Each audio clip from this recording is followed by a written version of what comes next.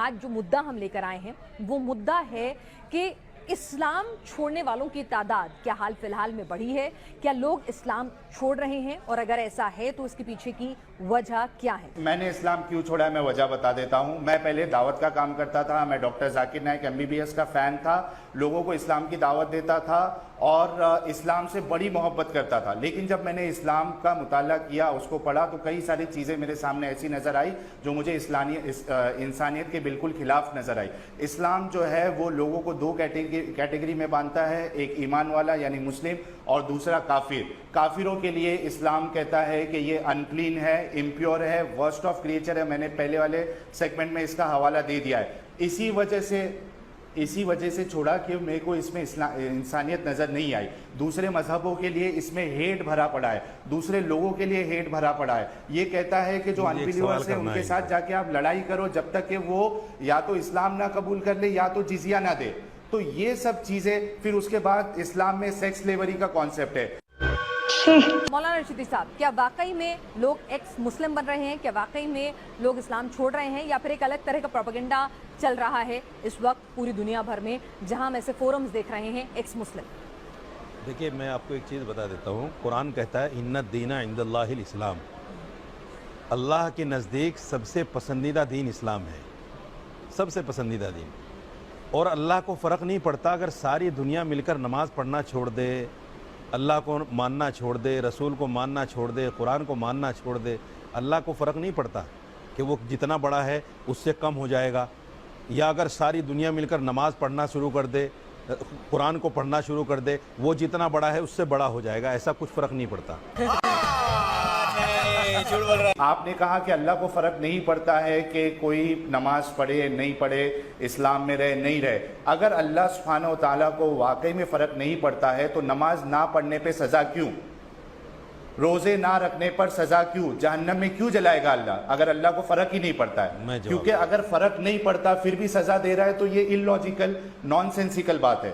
دوسری چیز, اگر اسلام میں نہ رہنے سے اللہ کو فرق نہیں پڑتا, ان کا مرتبہ نہیں اوپر یا نیچے جائے گا, تو پھر مرتد کو جو اسلام چھوڑ دے, اللہ کے رسول صلی اللہ علیہ وسلم نے موت کی سزا کیوں بتائی؟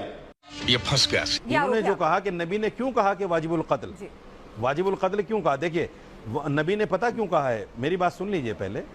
نبی نے پتہ کیوں کہا ہے, آپ دھرم چھوڑ دیجئے, آپ پر کوئی دفعہ نہیں. مان گئے یہ واجب القتل ہے.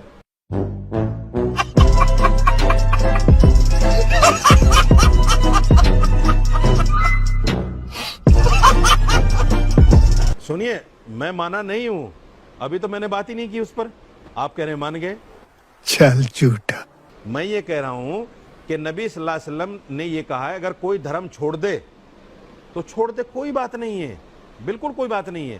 نہ نبی اس پر کچھ کہتے ہیں نہ قرآن اس پر کچھ کہتا ہے. کوئی اسلام کو مانے نہ مانے, ہزاروں کروڑوں اربوں خربوں لوگ ہیں جو نہیں مانتے اسلام کو. کیا ہم سب کو مارتے پھریں گے؟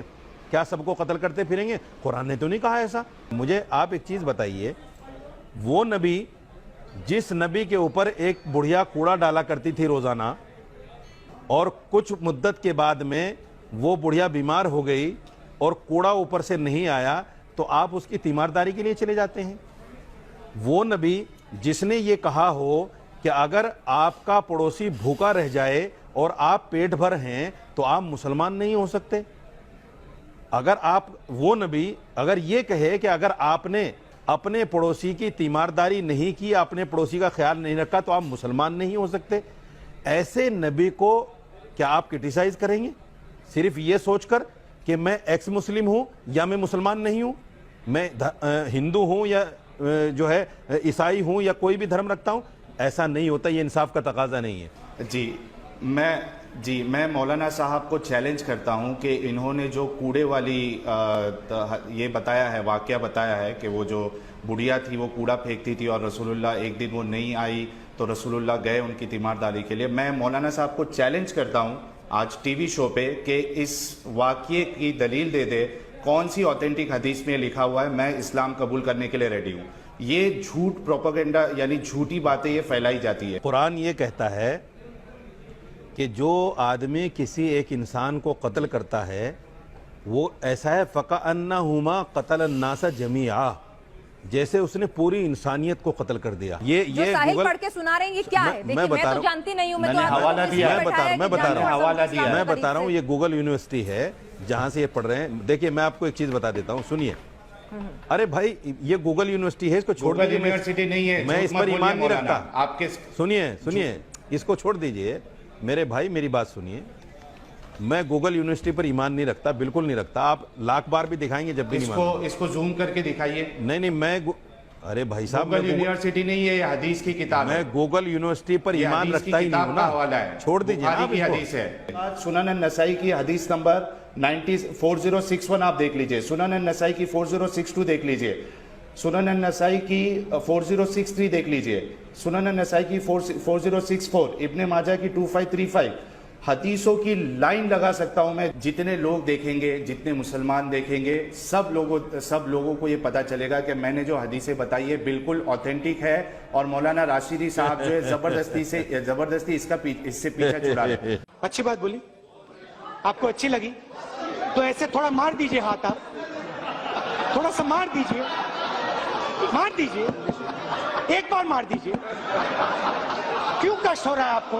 अगर अच्छी लगी मार दीजिए।